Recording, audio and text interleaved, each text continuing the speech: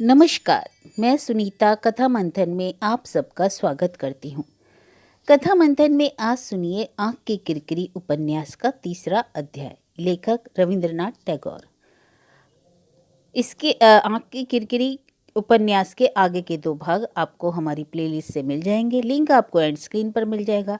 इसके अलावा अन्य उपन्यास और कहानियों का लिंक भी आपको एंड स्क्रीन तथा नीचे डिस्क्रिप्शन बॉक्स में मिल जाएगा। अब तक हमने देखा कि महेंद्र आशालता से शादी कर लेता है और वो उसी के प्यार में रम जाता है और अपनी पढ़ाई भी नहीं कर पाता है। इसके कारण वो अपनी डॉक्टरी की परीक्षा में फेल हो जाता है, जिसके कारण उसकी माँ राजलक्ष्मी बहुत ही गुस्सा हो जाती हैं और उस गुस्से को भोगना पड़ता है उनकी देवरानी अन्नपूर्णा को। अब आगे। एक दिन बारिश हो रही थी, बादल घिरे थे। ऐसे में बदन पर एक सुवासित महीन चादर और जूही की माला गले में डाले महेंद्र मगन मन अपने सोने के कमरे में पहुंचा। अचानक आशा को चौंका देने के विचार से जूतों की आवाज ना होने दी। झांक कर देखा, पूरब की खुली खिड़की से पानी की छींटे लिए हवा के तीखे झोंके कमरे में आ रहे हैं। दिया बुझ गया है और आशा नीचे बिछावन पर पड़ी रो रही है। महेंद्र जल्दी से उसके करीब गया और पूछा, क्या बात है? तब वह दुनिया आवेग से रोने लगी। बड़ी देर के बाद महेंद्र को जवाब मिला कि मौसी से और बर्दाश्त न हो सका, वह अपने फुफेरे भाई के यहाँ चली गई। महेंद्र के मन में आया, अरे गई तो गई, लेकिन बदली की ऐसी सुहानी सांझ को खराब कर गई।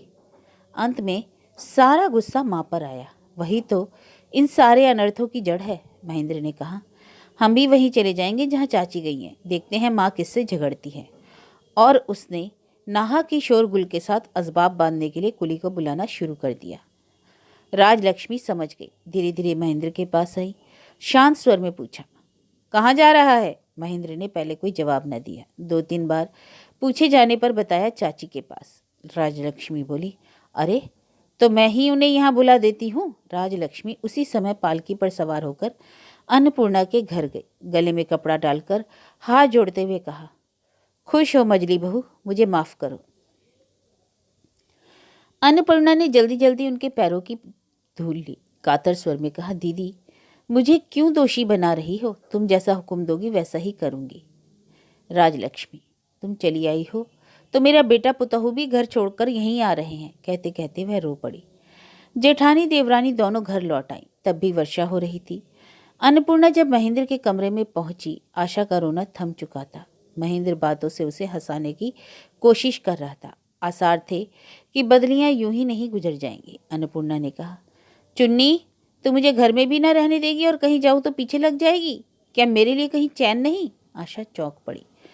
महेंद्र बड़ा ही खींचकर बोला, क्यों चाची, चुन्नी ने तुम्हारा क्या बिगाड़ा है?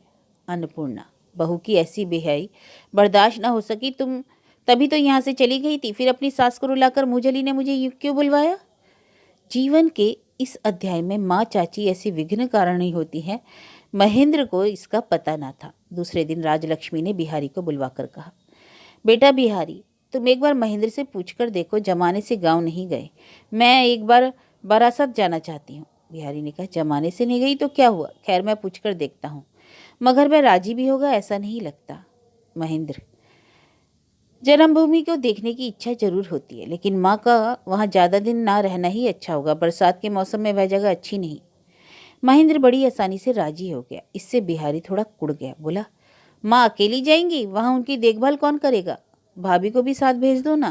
कहकर बिहारी हंसा। बिहारी के इस गहरे व्यंग से कुंठित होकर महेंद्र ने कहा, मेरे लिए यह कोई मुश्किल है क्या? मगर बात इससे आगे न बढ़ी। बिहारी इसी तरह आशा के मन को विमुख कर दिया करता और यह जानकर कि आशा इससे कुड़ती है, उसे मजा आता। कहना बेकार होगा, राजलक्ष्मी जन्मभूमि के दर्शन के लिए उतनी बेताब न थी। गर्मी के दिनों में जब नदी का पानी सूख जाता है तो मल्ला कदम कदम पर लगी से तहा लेता है कि कहाँ कितना पानी है। राजलक्ष्मी ने सोचा ना था कि उनके बारासात जाने का प्रस्ताव इतनी जल्दी मंजूर हो जाएगा। सोचा, अन्नपूर्णा और मेरे दोनों के घर से बाहर जाने में फर्क है। अन्नपूर्णा भीतरी मतलब समझ गई। कहने लगी, दीदी जाएंगी तो मैं भी नहीं रह सकूंगी। महेंद्र ने माँ से कहा, सुन लिया तुमने? तुम जाओगी तो चाची भी जाएंगी, अपनी गृहस्थी का क्या होगा फिर? राजलक्ष्मी ने विदेश के चेहरे से जर्जर होकर बोली, तुम भी जा रही हो मजली? तुम्हारे जाने से काम कैसे चलेगा? नहीं, तुम्हें तो रहना ही पड़ेगा। राजलक्ष्मी उतावली हो गई। दूसरे दिन दोपहर को ही तैयार हो गई।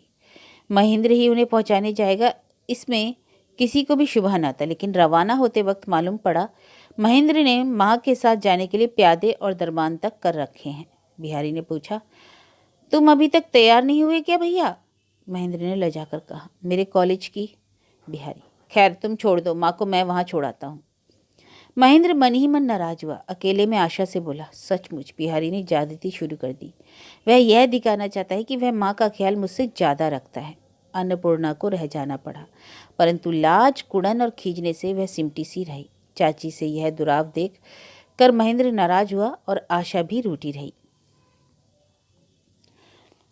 राजलक्ष्मी मैके पहुंची। तय था कि उन्हें छोड़कर बिहारी आ जाएगा, लेकिन वहां की हालत देखकर वह ठहर गया।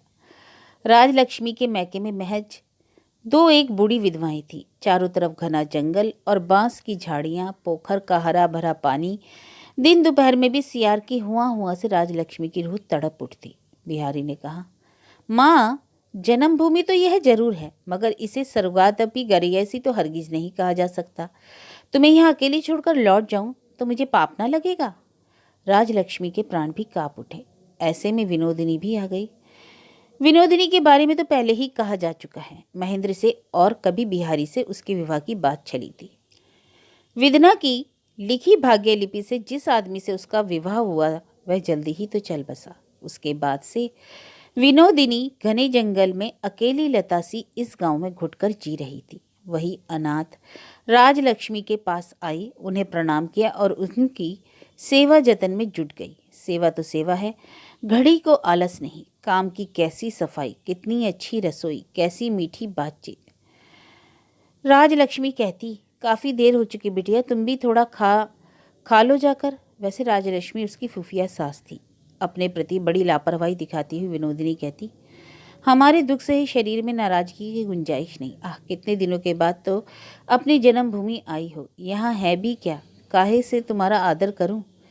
बिहारी दो ही दिनों में मोहल्ले भर का बुजुर्ग बन बैठा। कोई दवा दारू तो कोई मुकदमे के राय मशवरे के लिए आता, कोई उसके लिए इसलिए खुशामद करता कि किसी बड़े दफ्तर में उसके बेटे को नौकरी दिला दे, कोई उससे अपनी दरखास्त लिखवाता। बूढ़ों की बैठक और कुली मजदूरों के ताड़ी के अड्डे तक वह समान रूप से आता जाता। सभी उसका सम्मान करते। गवई गांव में आए कलकत्ता के उस नवयुवक के निर्वासन दंड को भी विनोदिनी अंतःपुर की ओट से हल्का करने की भरसक कोशिश किया करती। मोहल्ले का चक्कर काटकर जब भी वह आता तो पाता कि किसी ने उसके कमरे को बड़े जतन से सहेज संवार दिया है। कांसे के एक गिलास में कुछ फूलों पत्तों का गुच्छा सजा रखा है और सिरहाने के एक तरफ पढ़ने योग्य कुछ किताबें रख दी। किताबों में किसी महिला के हाथ से बड़ी कंजूसी के साथ छोटे अक्षरों में नाम लिखा है। गांव में अतिथि सत्कार का जो आम तरीका है उससे इसमें थोड़ा फर्क था। उसी का जिक्र करते हुए बिहारी जब तारीफ करता तो राजलक्ष्मी कहती, और ऐसी लड़की को तुम लोगों ने कबूल नहीं किया। हंसते हुए बिहारी कहता, बेशक बेशक हमने अच्छा नहीं किया माँ, ठगा गया। मगर एक बात है, विवाह न करके ठगाना बेहतर है। ब्याह करके ठगता तो मुसीबत थी। राजलक्ष्मी के जी में बार बार यही आता रहा, यही तो मेरी पतोहू होने योग्य थी, क्यों ना हुई भला। राजलक्ष्मी कलकत्ता लौटने का जिक्र करती कि विनोदिनी की आंखें छलछला उठती। कहती, आखिर तुम 2 दिन के लिए क्यों आई बुआ? अब तुम्हें छोड़कर कैसे मैं रहूंगी? भावावेश में राजलक्ष्मी कह उठती, तू मेरी बहू क्यों ना हुई बेटी, मैं तुझे कलेजे से लगाए रखती। सुनकर शर्म से विनोदिनी किसी बहाने वहां से हट जाती। राजलक्ष्मी इस इंतजार में थी कि कलकत्ता से विनीत अनुरोध का कोई पत्र आएगा। माँ से अलग महेंद्र आज तक इतने दिन कभी ना रहा था। माँ के इस लंबे बिच्छों ने निश्चय ही उसके सब्र का बांध तोड़ दिया होगा। राजलक्ष्मी बेटे की गिड़गिड़ाहट भरे पत्र का इंतजार कर रही थी। बिहारी के नाम महेंद्र का पत्र आया। लिखा था, लगता है माँ बहुत दिनों के बाद मैके गई हैं, शायद बड़े मजे में होंगी। राजलक्ष्मी ने सोचा, महेंद्र ने रूठ कर ऐसा लिखा है, बड़े मजे में होंगी। महेंद्र को छोड़कर बदनसीब माँ भला सुख से कैसे रह सकती है? अरे बिहारी, उसके बाद क्या लिखा है, उसने पढ़कर सुना तो जरा। बिहारी बोला, और कुछ नहीं लिखा है माँ, और उसने पत्र को मुट्ठी में दबोचकर एक कॉपी में रखा और कमरे में एक और धप से पटक दिया। राजलक्ष्मी अब भला स्थिर रह सकती थी। हो ना हो महेंद्र माँ पर इतना नाराज हुआ है कि बिहारी ने पढ़कर सुनाया नहीं।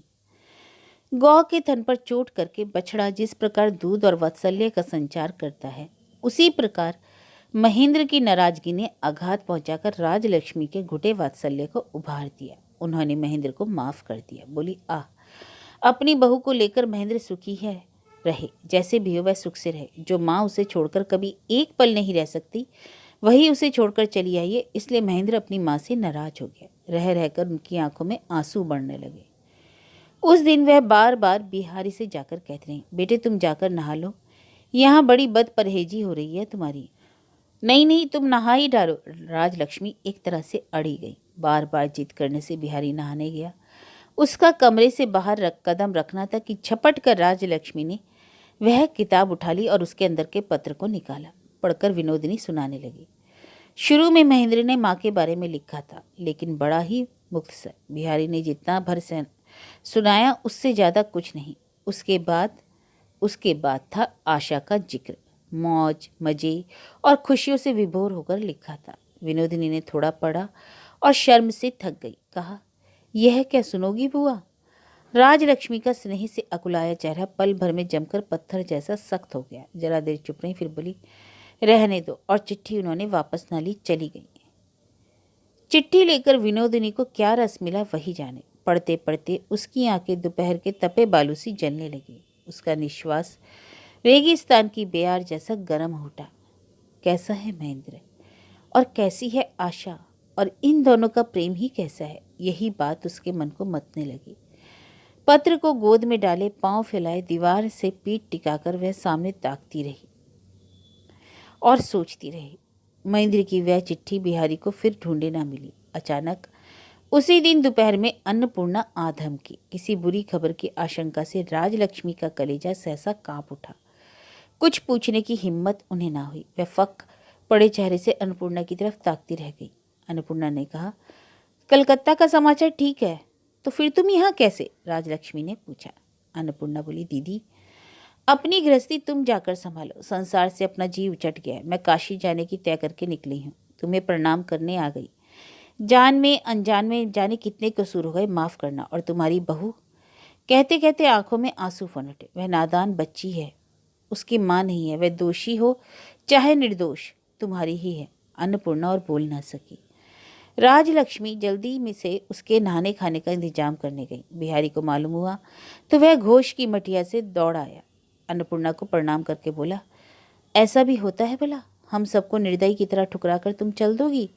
आंसू जब्त करके अन्नपूर्णा ने कहा, मुझे अब फेरने की कोशिश मत करो बिहारी, तुम लोग सुखी रहो, मेरे लिए कुछ रुका ना रहेगा। बिहारी कुछ क्षण चुप रहा, फिर बोला, महेंद्र की किस्मत ही खोटी है, उसने तुम्हें रुखसत कर दिया।